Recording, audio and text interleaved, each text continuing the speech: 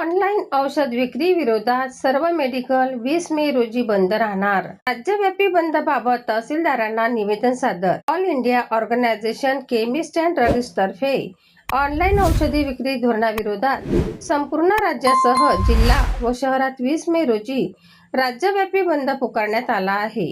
या पार्श्वभूमीवर स्थानिक पातळीवर तहसीलदार, मुख्याधिकारी व ठाणेदार यांना निवेदन सादर करण्यात आले आहे.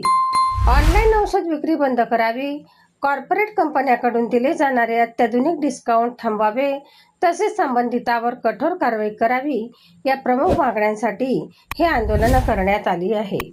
या संदर्भात अजिंक्य ठाकरे, श्याम पडोळे, प्रदीप माळी आणि अफरोज खान यांनी संबंधित प्रशासनाकडे निवेदन सादर करून केमिस्ट बंदला पाठिंबा दर्शविला आहे.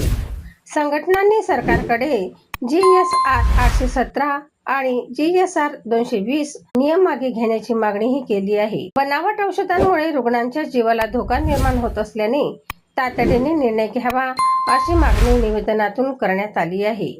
20 मे रोजी होणाऱ्या या बंदमुळे अनेक मेडिकल दुकाने बंद राहण्याची शक्यता असून नागरिकांनी औषधाची पूर्वतयारी करून ठेवावी असे आवाहन करण्यात आले आहे. सनसनी न्यूज, शेगाव.